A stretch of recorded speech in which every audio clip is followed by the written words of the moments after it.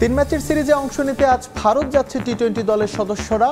দলগত পারফরমেন্সে সাকিবের অভাব পূরণ সম্ভব, জয় তুলে নেওয়ার প্রত্যাশা। সংস্কার করা হয়েছে রাজশাহী বিভাগীয় স্টেডিয়ামের ড্রেসিং রুম, গ্যালারি ও ফ্লাডলাইট। নেই যোগাযোগ ও আবাসন সমস্যা, বিপিএল এর ম্যাচ আয়োজনের দাবি স্থানীয়দের। চ্যাম্পিয়ন্স লিগের বিগ ম্যাচে রাতে পিএসজির মুখোমুখি হবে আর্সেনাল। সহজ প্রতিপক্ষের সামনে ম্যান সিটি, ইয়াং বয়েজের বিপক্ষে পয়েন্টের খোঁজে বার্সেলোনা।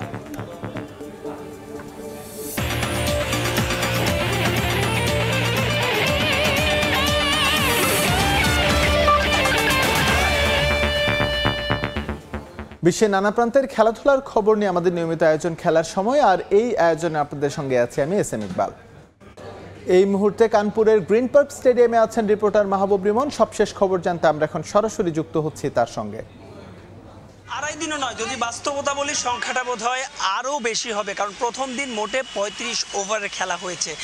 একটা কথা আছে যে শেখার নাকি কোনো বয়স নেই, সেই হিসেবে বাংলাদেশ মোটে 24 বছর অর্থাৎ টেস্ট স্ট্যাটাসের 2 যুগ পেরিয়েছে।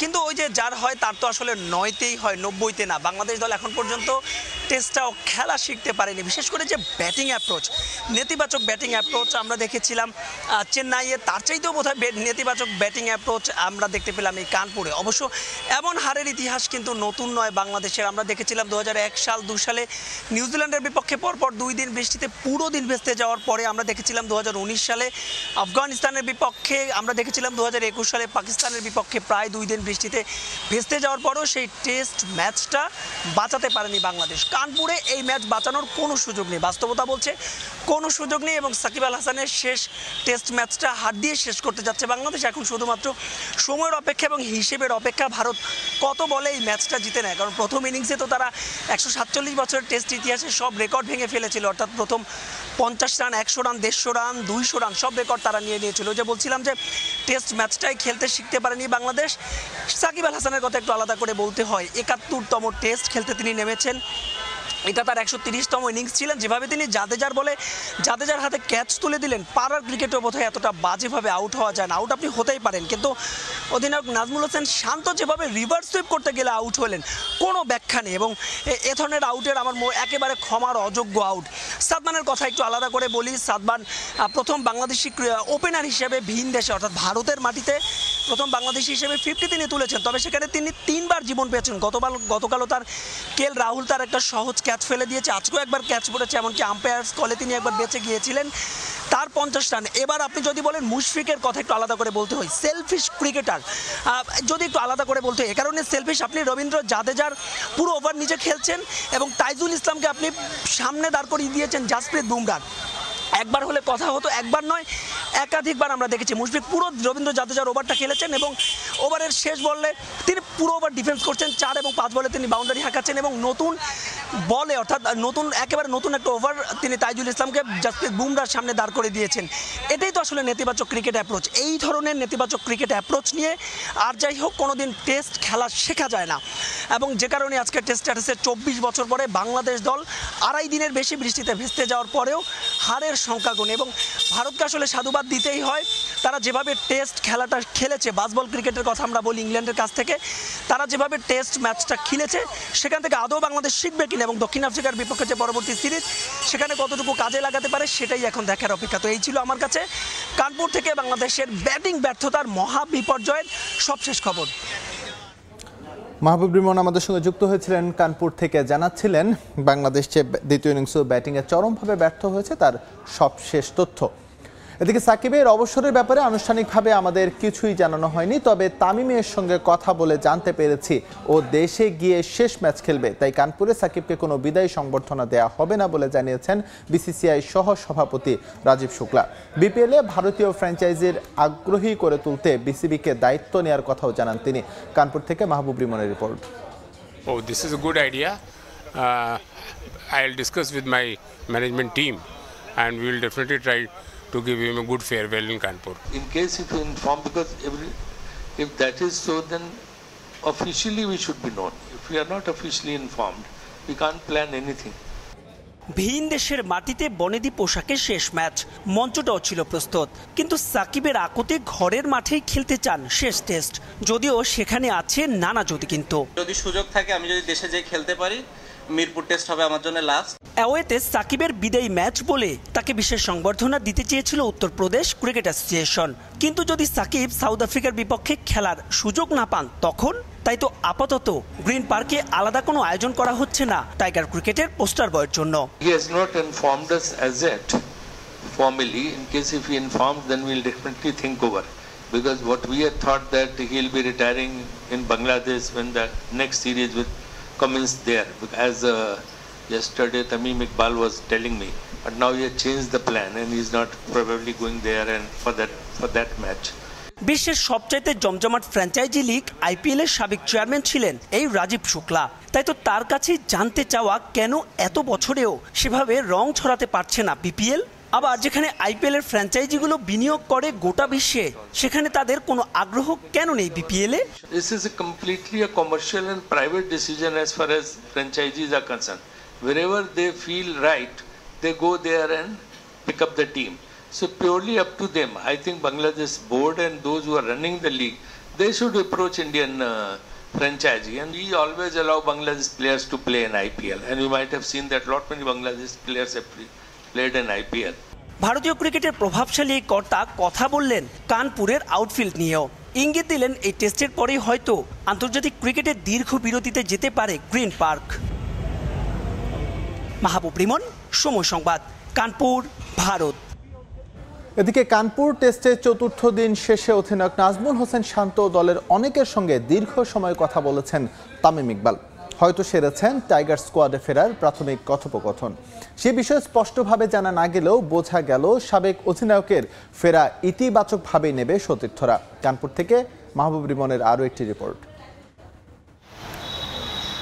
দূর থেকে দেখেও সাবেক আর বর্তমান টাইগার দুই অধিনায়কের আলাপনের বিষয়বস্তু কিছুটা হলেও কি অনুমান করা যায়? কানপুর টেস্ট কিভাবে বাঁচানো যায় তামিম হয়তো সেটার পরামর্শই দিয়েছেন। আবার এটাও হতে পারে শান্তর সঙ্গে নিজের জাতীয় দলে ফেরার প্রক্রিয়া কেমন হবে সেই ধারণাই নিয়েছেন খান সাহেব। প্রকৃতি বোধহয় এভাবেই ফিরিয়ে দেয় যে কানপুরে হয়তো নিজের শেষ টেস্টটাই খেলছেন সাকিব, সেখানেই আসলো তামিম ইকবালের প্রত্যাবর্তন প্রসঙ্গ।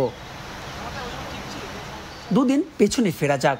ব্রডকাস্টারের সঙ্গে এক আলাপে তামিম জানিয়েছেন জাতীয় দলে ফিরতে ইচ্ছুক তিনি, তবে সেক্ষেত্রে সতীর্থদের তাকে গ্রহণ করতে হবে ইতিবাচকভাবে। 4 কিংবা 5 ম্যাচ নয়, তাকে নিয়ে জানতে চেয়েছেন সুনির্দিষ্ট পরিকল্পনা। তারই কি প্রথম ধাপ শান্তর সঙ্গে এমন নিভৃতে আলাপন? ঘড়ির কাঁটা পেরোয় শেষ হয় না কথা।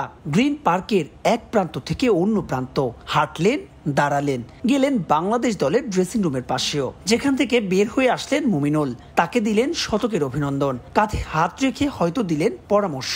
এগিয়ে আসলেন আরো 2-1 সতীর্থ। তামিমের জাতীয় দলে ফেরা না ফেরা অনেকটাই নির্ভর করছে তার সিদ্ধান্তের ওপরই, কারণ এই ওপেনারের বিকল্প এখনো তৈরি করতে পারেনি বিসিবি, বিশেষ করে টেস্টে। তবে সেই টেস্ট নিয়ে তামিমের আগ্রহ আছে কিনা উঠেছে এমন প্রশ্ন। হয়তো শান্তর সঙ্গে আলোচনায় নিষ্পত্তি হয়েছে বিষয়গুলোর।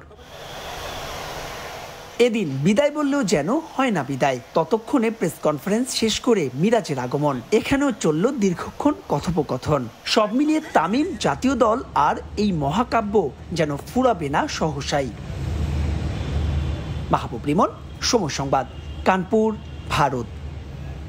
এদিকে 3 ম্যাচের সিরিজ খেলতে আজ ভারত যাচ্ছে বাংলাদেশ টি-20 দলের সদস্যরা। এই মুহূর্তে মিরপুরে আছেন রিপোর্টার তামিম হোসেন। সেখানকার সবশেষ তথ্য জানতে আমরা এখন সরাসরি যুক্ত হচ্ছি তার সঙ্গে। আসলে ভারতের উদ্দেশ্যে যেই বাংলাদেশের টি-20 স্কোয়াডে থাকা ক্রিকেটাররা যারা বাংলাদেশে রয়েছেন তারা মিরপুর ত্যাগ করেছেন। তারা আসলে এখন এয়ারপোর্টে যাবেন এবং আমরা যতটুকু জেনেছি আসলে বিকাল 3টায় হচ্ছে যে তাদের ভারতে যাওয়ার উদ্দেশ্যে যেই ফ্লাইটটি রয়েছে ওই ফ্লাইটটি ছাড়বে। এছাড়া আমরা আসলে আজকে মিরপুরে যাওয়ার আগে এখানে কিন্তু প্রথমবারের মতো যে টি-20 দলে সুযোগ পেয়েছেন রাকিবুল হাসান, সে কিন্তু আমাদের সাথে গণমাধ্যমের সাথে কথা বলেছেন। আমরা তার কাছে জানতে চেয়েছিলাম আসলে এই টি-20 নিয়ে তার তার প্রত্যাশার জায়গাটা কতটুকু। সে আসলে একদম সাবলীল ভাষা আত্মবিশ্বাস সহকারে জবাব দিয়েছেন যে আসলে তার প্রথম সফর, কিন্তু তার যেই উদ্দেশ্য আসলে সেরা বোলিং করা, ওই জায়গাতেই উনি ওইটার করার সর্বোচ্চ চেষ্টাটা করবেন। আসলে যেহেতু আমরা জানি যে আসলে এই প্রথমবারের মতো আসলে সাকিবকে ছাড়া টি-20 দল যাচ্ছে, মানে সাকিবের অবসরের পর প্রথমবারের মতো যাচ্ছে দল। তো সেক্ষেত্রে বলা যায় যে আসলে সাকিবের যে অভাবটা, ওই অভাবটা পূরণের জন্যই কিন্তু আসলে লেফট আর্ম স্পিনার যেহেতু রাকিবুল হাসান, তো রাকিবের উপর কিন্তু অনেক বড় একটা দায়িত্ব থাকবে। তো রাকিব আমাদেরকে উত্তর দিয়েছেন যে আসলে সে এত কিছু নিয়ে ভাবছে না, সে তার পারফর্ম নিয়ে যতটা সম্ভব ততটা করার চেষ্টা করবেন। এছাড়া আমরা তানজিম সাকিবের সাথে কথা বলেছি, টি-20 বিশ্বকাপে তানজিম সাকিব কিন্তু আসলে অসাধারণ পারফরমেন্স করেছেন। তো তানজিম সাকিব যেটা বললেন যে আসলে পেস ইউনিটের উপর কিন্তু একটা বাড়তি দায়িত্ব সবসময় থাকে বিসিবিতে সম্প্রতি সময়। তো সেই দিকটা তারা কিন্তু আসলে যতটা ফিল আপ করার প্রয়োজন তারা কিন্তু সেটা করবেন। আর এছাড়া যদি আমরা বলি আসলে মিরপুর থেকে কিন্তু আজকে এখান থেকে মিরপুরের একাডেমি থেকে কিন্তু 7 জন ক্রিকেটার গিয়েছেন। এছাড়া বাকি যারা হচ্ছে 3 জন রয়েছেন, যেমন মাহমুদুল্লাহ, মুস্তাফিজ এবং শরীফুল ইসলাম, তারা কিন্তু ব্যক্তিগতভাবে কিন্তু এয়ারপোর্টে গিয়েছেন এবং সেখান থেকে ভারতের উদ্দেশ্যে তারা রওনা দিবেন। এছাড়া আমরা যদি বলি আসলে আজকে কিন্তু আমরা টিমের সাথে এবাদত হোসেনকেও যেতে দেখেছি। আসলে তার যাওয়ার উদ্দেশ্যটা কি বা কী জন্য তিনি যাচ্ছেন সে ব্যাপারে এখনও আমরা নিশ্চিত হতে পারিনি। তারপরও এবাদত হোসেনের যেতে আমরা দেখেছি। এছাড়া যদি বলি আসলে টি-20 সিরিজটা নিয়ে, এই টি-20 সিরিজে কিন্তু ভারত কিন্তু একটা তরুণ দল দিয়েছে। তো বাংলাদেশ কিন্তু ওই দিক থেকে একটু অভিজ্ঞই বলা যায়। তো তারপরও বাংলাদেশ দেখা যাক এখন এই টি-20 সিরিজে প্রত্যাশা কতটুকু পূরণ করতে পারে। তো এই ছিল মিরপুর শেরেবাংলা ক্রিকেট স্টেডিয়াম থেকে আমার কাছে সবশেষ তথ্য। ভারতের বিপক্ষে টি-20 সিরিজে অংশ নিতে আজ বিকেলে ভারত যাবে দলের একাংশ, বাকি সদস্যরা টি-20 সিরিজে। সে খবর জানাতে আমাদের সঙ্গে মিরপুর থেকে যুক্ত হয়েছিলেন সহকর্মী তামিম হোসেন।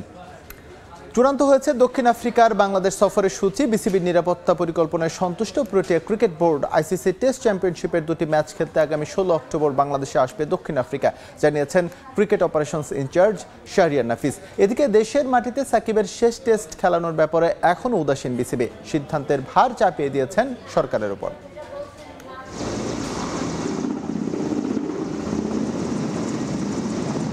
দক্ষিণ আফ্রিকার সিরিজটা নির্ধারিত ছিল আগে থেকেই। ম্যাচ দুটি আইসিসি টেস্ট চ্যাম্পিয়নশিপের অংশ। তবে প্রোটিয়াদের বাংলাদেশ সফরে আসায় বিপত্তি বাধে নিরাপত্তায়। তবে অবশেষে কেটেছে সব শঙ্কা। নিরাপত্তা ইস্যুতে বাংলাদেশ থেকে সরে গেছে নারী টি-20 বিশ্বকাপ। দক্ষিণ আফ্রিকাও বেঁকে বসেছিল সফরে আসতে। নিরাপত্তা পরিস্থিতি পর্যবেক্ষণে পাঠায় প্রতিনিধি দলও। সেনাবাহিনীর কমান্ডো, বিমান বাহিনী ও ফায়ার সার্ভিস কর্মীদের দিয়ে নিরাপত্তার মহড়া দেখিয়ে বিসিবি মন জয় করে নিয়েছে প্রোটিয়াদের। তাদের রিকোয়ারমেন্ট ছিল, তারা আমাদের সিকিউরিটি সিচুয়েশনগুলো দেখতে চেয়েছিল। তাদের যে রিকোয়ারমেন্টগুলো ছিল সেই ব্যাপারে খুবই সচেতন ছিলাম এবং ইন্টার ডিপার্টমেন্ট কোঅর্ডিনেশনটা খুব ভালো হয়েছিল। পাশাপাশি বাংলাদেশ সরকারের সংশ্লিষ্ট যে অংশগুলো ছিল, মন্ত্রণালয় থেকে শুরু করে বাংলাদেশ পুলিশ, বিশেষ করে বাংলাদেশ আর্মি, তারা আমাদের যথেষ্ট কোঅপারেশন করেছে এবং সম্মিলিত প্রচেষ্টাতেই আমরা তাদের যে রিকোয়ারমেন্টগুলো সেগুলো ফুলফিল করতে পেরেছি এবং দে আর ভেরি মাচ কনভিন্সড যে বাংলাদেশের সিরিজটা হতে কোনো সমস্যা নেই এবং তারা সেভাবেই আমাদের জানিয়েছে। বাংলাদেশের বিপক্ষে 2টি টেস্ট খেলবে দক্ষিণ আফ্রিকা, চূড়ান্ত হয়েছে সূচিও। আর মিরপুরে প্রথম ম্যাচ খেলেই টেস্ট ক্রিকেটকে বিদায় জানাতে চেয়েছিলেন সাকিব আল হাসান। তবে বোর্ড সভাপতি সরকারের ওপর সিদ্ধান্তের ভার দিলেও সেখান থেকে আসেনি ইতিবাচক বার্তা। এখন বিষয়টাই এড়িয়ে যাচ্ছেন বিসিবি কর্তারা। কোনো হিসাব ছাড়া চিন্তা করি, এটা প্রত্যেকটা প্লেয়ারই মাঠ থেকে বিদায় নিতে চায়, এটাই স্বাভাবিক। কিন্তু সাকিবের সিচুয়েশনটা আসলে স্বাভাবিক না। একটু এটা ব্যাপারটা যেহেতু একদম সর্বোচ্চ নীতি নির্ধারক মহলে এটা আলোচিত হচ্ছে, আমরা সাধারণ দর্শক হিসাবে বলি বা সাধারণ মানুষ হিসাবে বলি, যেহেতু ওই পর্যন্ত চলে গিয়েছে ব্যাপারটা, ওইখান থেকে মীমাংসা যদি হয়ে যায় তাহলে আমাদের জন্য ভালো হয়। একদিকে সাকিবের অবসর, অন্যদিকে ক্রিকেটে ফেরার গুঞ্জন তামিম ইকবালের। তবে বিসিবির ক্রিকেট অপারেশনস ইনচার্জের কাছে এ ব্যাপারে এখনো আসেনি কোনো বার্তা। এটা শুনিনি। আর কোনো টিমের কারো প্লেয়ারের খেলা বা না খেলার ব্যাপারটা সম্পূর্ণভাবে সিলেকশন কমিটির উপর ডিপেন্ড করে।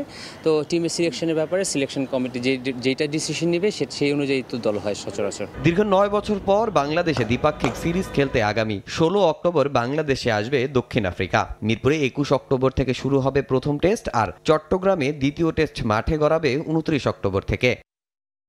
তামিম হোসেন, সময় সংবাদ, ঢাকা। এদিকে বাংলাদেশের বিপক্ষে 2 ম্যাচ টেস্ট সিরিজের জন্য স্পিন নির্ভর দল ঘোষণা করেছে দক্ষিণ আফ্রিকা। 15 সদস্যের স্কোয়াডে প্রাধান্য দেওয়া হয়েছে স্পিনারদের। টেস্ট অভিষেকের অপেক্ষায় আছেন ম্যাথু ব্রিটসকে। ওয়েস্ট ইন্ডিজ সফরের প্রথমবার টেস্ট দলে ডাক পেলেও খেলার সুযোগ পাননি 53টি প্রথম শ্রেণীর ম্যাচে 8 সেঞ্চুরিতে 3000-এর বেশি রান করা এই উইকেটকিপার ব্যাটসম্যান। এছাড়া কন্ডিশনের কথা মাথায় রেখে দক্ষিণ আফ্রিকা গুরুত্ব দিয়েছে স্পিন ডিপার্টমেন্টকে। 1.5 বছরের বেশি সময় পর টেস্টে দক্ষিণ আফ্রিকার হয়ে খেলার অপেক্ষায় স্পিনার সেনুরান মেথুসেমি। অফ স্পিনার ডেন পিট ধরে রেখেছেন জায়গা। দলে আছেন কেশব মহারাজ, নেতৃত্বে থাকবেন টেম্বা বাকুমা। দলের বাকি সদস্যরা হলেন ডেভিড বেডিংহ্যাম, নঞ্জে Burger, Tony de Zorzi, Aiden Markram, Wiaan Mulder, Dane Paterson, Kagiso Rabada, Tristan Stubbs, Ryan Rickelton ও কাইল ভারেইন। পিচ আউটফিল্ড মিলে মাঠের ক্রিকেটের জন্য আদর্শ রাজশাহী বিভাগীয় স্টেডিয়াম। সংস্কার করা হয়েছে ড্রেসিং রুম, গ্যালারি আর ফ্লাডলাইট। সাম্প্রতিক সময়ে নগরীর সড়ক ও আবাসিক হোটেল উন্নত হওয়ায় নেই যোগাযোগ ও আবাসনের সমস্যাও। এসব বিবেচনায় রাজশাহী বিভাগীয় স্টেডিয়ামে বিপিএল এর ম্যাচ চাইছেন স্থানীয় ভক্তরা। হাবিবুর রহমান পাপ্পুর ছবিতে মওদুদ রানার প্রতিবেদন। উইকেটে বাউন্স ও সুইং দুটোই আছে, আবার ব্যাটারদের জন্য রানও থাকে। স্পোর্টিং উইকেট বলতে যা বোঝায় তার সবই আছে রাজশাহী বিভাগীয় স্টেডিয়ামে। পিচ থেকে বাউন্ডারি লাইন পর্যন্ত কিছুটা ঢালু এবং মাটি একটু শক্ত। পানি নিষ্কাশন হয় সহজেই। রয়েছে ড্রেনেজ সিস্টেম, ঘাসের ঘনত্ব এবং ঘাসের উচ্চতা সব মিলিয়ে এক আদর্শ আউটফিল্ডের অনন্য উদাহরণ উত্তরবঙ্গের সবচেয়ে বড় এই স্টেডিয়াম। স্টেডিয়ামের পাশেই রয়েছে ইনডোরে অনুশীলনের সুবিধা। স্পোর্টিং উইকেট এবং বাংলাদেশের ভিতরে খুবই ভালো মানের উইকেট এবং আউটফিল্ড আমাদের জানা মতে যেটা খুবই বাংলাদেশের ভিতরে ফার্স্ট। উইকেট আউটফিল্ড দুর্দান্ত হওয়ায় প্রথম শ্রেণী থেকে শুরু করে বয়সভিত্তিক, আন্তর্জাতিক ও জাতীয় পর্যায়ের বিভিন্ন ম্যাচ অনুষ্ঠিত হয় এখানে। বিপিএল খেলার জন্য চলতি বছরের জানুয়ারিতে স্টেডিয়ামে থাকা 160টি ফ্লাডলাইট খুলে সিলেটে নেয় ডে নাইট ম্যাচ খেলা সম্ভব হয় না। ড্রেসিং রুম, ফ্লাডলাইট আর গ্যালারি সংস্কার করা সম্ভব হলে ভালো মানের স্টেডিয়াম হবে এটি, এমনটাই জানান ক্রিকেটাররা। কিছু জায়গায় কাজ করা লাগবে, যেমন ড্রেসিং রুমটা একটু আপডেট করতে হবে। মাঠের উইকেট অনেক ভালো আমাদের আছে, আউটফিল্ডও অনেক সুন্দর। তারপরে যেটা হচ্ছে আপনার গ্যালারিগুলো একটু সাজাইলে সব ঠিক হয়ে যাবে। ফ্লাড লাইটেরও দেখতেছি অনেক কাজ করতে হবে। আর ড্রেসিং রুম ঠিক আছে, চলবে। হোটেলও আছে, ভালো হোটেল আছে, কিন্তু আই থিঙ্ক যে গ্যালারিটা একটু ভালো সংস্কার করতে হবে। ক্রিকেটারদের দাবি, রাজশাহীর যোগাযোগ ব্যবস্থা ও আবাসন সুবিধা এখন অনেক উন্নত। শুধু দরকার বিসিবির একটু মনোযোগ। বোর্ড চাইলেই স্টেডিয়ামটিতে যেসব সুবিধা রয়েছে তাতেই আসন্ন বিপিএল এর ক্রিকেট ম্যাচ এখানে আয়োজন সম্ভব। বিসিবি যদি এখন থেকে একটু উদ্যোগ নেয়, পাশাপাশি যদি ভালোভাবে ক্রীড়া মন্ত্রণালয় থেকে একটু সাপোর্ট দেয়, আমি আশা করি যে এই বছর সম্ভব। 5-6 বছর আগে আইসিসি একটা কমিটি আসছিল, 3 কি 4 সদস্যের কমিটি। তারা মাঠ সম্বন্ধে তাদের কোনো অবজেকশন ছিল না। আমাদের খালি প্রবলেম ছিল আবাসনের। তো আবাসন তো এখন তো আমাদের বেশ কয়েকটা ভালো ভালো হোটেল হয়েছে। এখন তো বিপিএল আয়োজন করা আমাদের পক্ষে খুবই সহজ। দ্রুতই স্টেডিয়ামটি সংস্কারের কথা ভাবছে জাতীয় ক্রীড়া পরিষদও। স্টেডিয়ামটি প্রতিষ্ঠিত হয় 2004 সালে। প্রায় 25,000 দর্শক ধারণ ক্ষমতার এই ক্রিকেট গ্রাউন্ডটির শুরুতে নাম ছিল রাজশাহী বিভাগীয় স্টেডিয়াম, পরে নামকরণ করা হয় শহীদ কামারুজ্জামান স্টেডিয়াম। আন্তর্জাতিক ক্রিকেট ভেন্যু হিসেবে আইসিসির স্বীকৃতি না পেলেও স্বীকৃতি রয়েছে এশিয়ান ক্রিকেট কাউন্সিল এসিসির। মওদুদ রানা, সময় সংবাদ, রাজশাহী। নারী ক্রিকেটের খবর। বিশ্বকাপ শুরুর আগে শেষ আনুষ্ঠানিক প্রস্তুতি ম্যাচে পাকিস্তানকে 23 রানে হারালো বাংলাদেশ নারী ক্রিকেট দল। টস জিতে আগে ব্যাট করতে নেমে 7 উইকেট হারিয়ে 140 রান করে বাংলাদেশ। লক্ষ্য তাড়া করতে নেমে বোলারদের দাপটে 117 রানে গুটিয়ে যায় পাকিস্তান। এ জয়ের আত্মবিশ্বাস নিয়ে আগামী 3রা অক্টোবর স্কটল্যান্ডের বিপক্ষে ম্যাচ দিয়ে বিশ্বকাপ অভিযান শুরু করবে বাংলাদেশ। সংযুক্ত আরব আমিরাত থেকে আরও জানাচ্ছেন শিবলি আল সাদিক।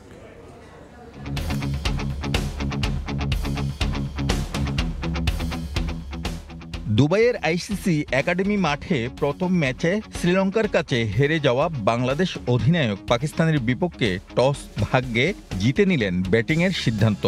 ব্যাট করতে নেমে বাংলাদেশের উদ্বোধনী জুটিতে 33 রান তোলেন স্বাতী রানী ও দিলারা আক্তার জুটি। 10 রানে দিলারাকে ফিরিয়ে পাকিস্তানকে ব্রেক থ্রু উপহার দেন সাদিয়া ইকবাল। সঙ্গী হারিয়ে ক্রিজে তিত হওয়ার চেষ্টা করেন সাথী, তবে 23 রানেই তাকে থামিয়ে দেন নিরাদার। বাংলাদেশের আস্থার প্রতীক হয়ে ওঠা সুবাহানা এই দিন খুব বড় করতে পারেননি নিজের ইনিংস। 24 বলে 15 রান করে তুবা হাসানের ফাঁদে ধরা দেন তিনি। শ্রীলঙ্কার বিপক্ষে ম্যাচে বুক চিতিয়ে লড়াই করা অধিনায়ক নিগার সুলতানা জ্যোতি এদিন বেশি দূর যেতে পারেননি।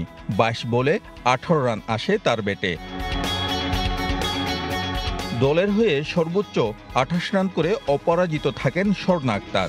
এছাড়া অভিষেকের অপেক্ষায় থাকা তাজ নেহারের ব্যাটে আসে 17 রান। শেষ পর্যন্ত 7 উইকেট হারিয়ে স্কোরবোর্ডে 140 রানের চ্যালেঞ্জিং স্কোর পায় বাংলাদেশ।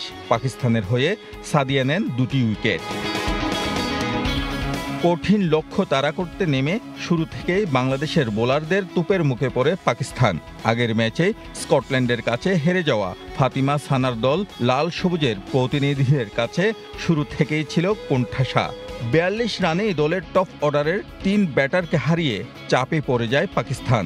ব্যাটিং বিপর্যয়ের মাঝে নিজের লক্ষ্য অবিচল ছিলেন উমাইয়া সোহাইল। 33 রান করে দলকে জয়ের স্বপ্ন দেখাচ্ছিলেন তিনি। তবে বাংলার বোলারদের ধীরচেতা মনোভাবের কাছে টিকে থাকতে পারেননি বাকিরা। ব্যাটিং ব্যর্থতায় মাত্র 117 রানে অল আউট হয় পাকিস্তান।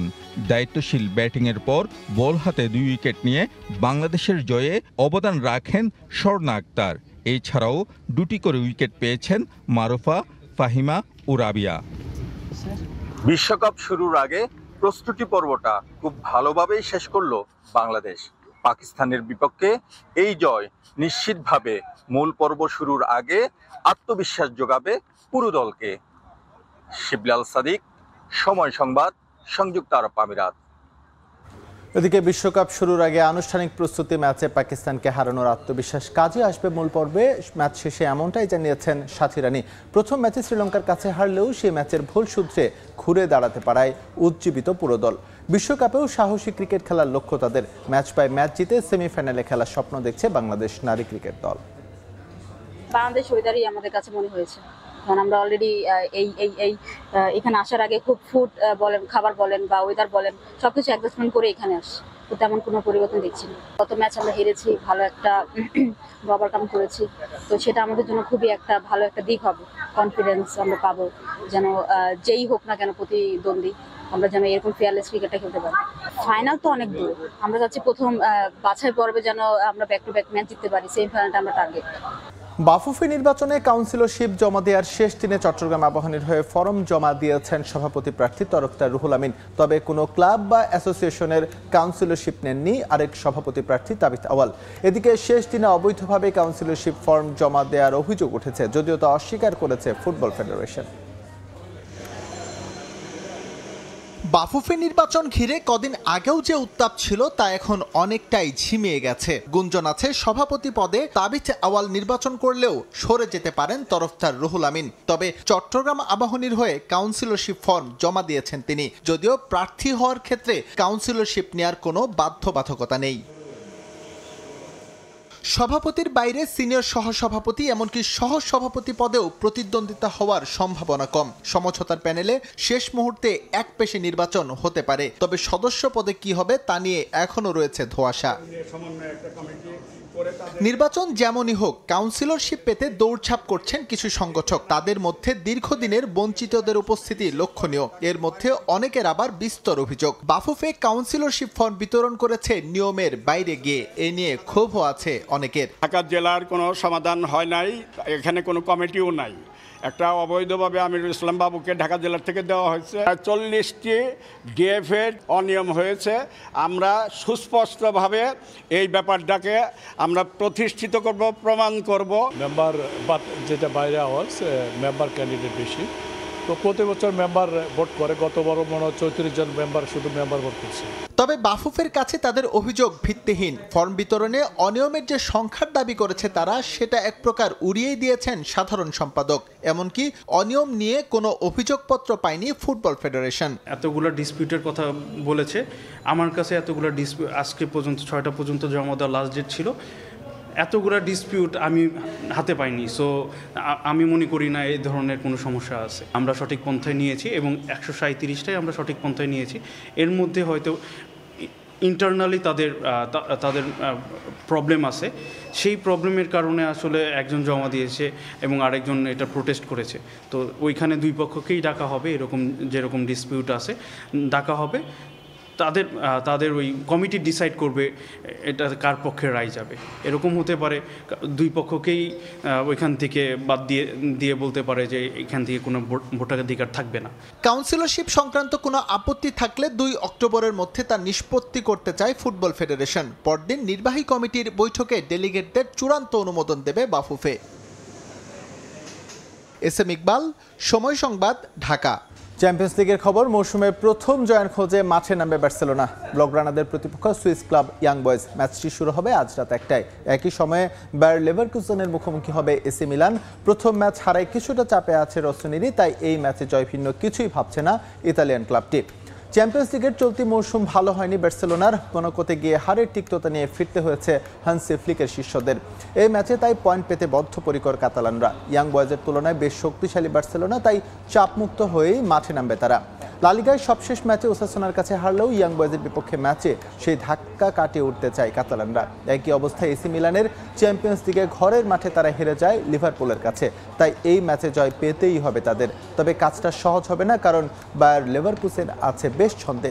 ফেইনুর্ডকে প্রথম ম্যাচে তারা উড়িয়ে দিয়েছিল 4-0 ব্যবধানে। বাংলাদেশের চেয়ে শক্তিমত্তায় ভারত অনেকটা এগিয়ে, তারপরও ফাইনালে প্রতিদ্বন্দ্বিতার আশা করেছিলেন কোচ সাইফুল বারী টিটু। কিন্তু ম্যাচে ফিনিশিংয়ের ব্যর্থতায় পাশাপাশি নিজেদের মধ্যে সমন্বয়ের অভাব ছিল ফুটবলারদের স্পষ্ট, এমনটাই জানিয়েছেন কোচ। ফাইনালে ফুটবলাররা প্রত্যাশিত পারফর্ম করতে না পারায় হতাশ কোচ, তবে ভুল থেকে শিক্ষা নিয়ে সামনে এএফসি টুর্নামেন্টে ঘুরে দাঁড়াবে দল, প্রত্যাশা টিটুর। কনসেন্ট্রেশন, অর্গানাইজেশন, ডিসিপ্লিনের অভাবেই কর্নার থেকে গোলটা খাই। সেকেন্ড গোল যখন হয় তখন তার কিছু করার নেই। 90+ মিনিটে আমার মনে হচ্ছে ওরা বেশি সুপিরিয়র আমাদের চেয়ে। আমাদের সামনে এফসি খেলা আছে, এখান থেকে আমরা যা নিতে পারি পজিটিভস, যে এই ম্যাচ থেকে আমরা কি ভুল করলাম এগুলি, কারণ এফসির খেলা আরো কঠিন হবে। তো ওই জন্য আমার মনে হয় যে we have to look back at the performance of this tournament, যে আমরা এত চান্স ক্রিয়েশনের পরে আমরা এত কম গোল কেন করলাম, এবং আমরা সেট পিস থেকে বেশ গোলগুলি খেলাম। তো সেট পিস নিয়ে আমরা এত কাজ করার পর ডিফেন্ডিংটা কেন হলো, এই জিনিসগুলো নিয়ে সামনের দিকে তাকাতে হবে আর কি। বাট এনিওয়ে আমি বলবো প্লেয়ারদের দে ট্রাইড দেয়ার বেস্ট। খেলার সময় শীর্ষ সংবাদগুলো জানিয়ে দিচ্ছে আরো একবার। 3 ম্যাচের সিরিজে অংশ নিতে আজ ভারত যাচ্ছে টি-20 দলের সদস্যরা। দলগত পারফরমেন্সে সাকিবের অভাব পূরণ সম্ভব, জয় তুলে নেওয়ার প্রত্যাশা। এবং সংস্কার করা হয়েছে রাজশাহী বিভাগীয় স্টেডিয়ামের ড্রেসিং রুম, গ্যালারি ও ফ্লাডলাইট। নেই যোগাযোগ ও আবাসন সমস্যা। বিপিএল এর ম্যাচ আয়োজনের দাবি স্থানীয়দের। চ্যাম্পিয়ন্স লিগের বিগ ম্যাচে রাতে পিএসজির মুখোমুখি হবে আর্সেনাল। সহজ প্রতিপক্ষের সামনে ম্যানচেস্টার সিটি। ইয়াং বয়েজের বিপক্ষে পয়েন্টের খোঁজে বার্সেলোনা।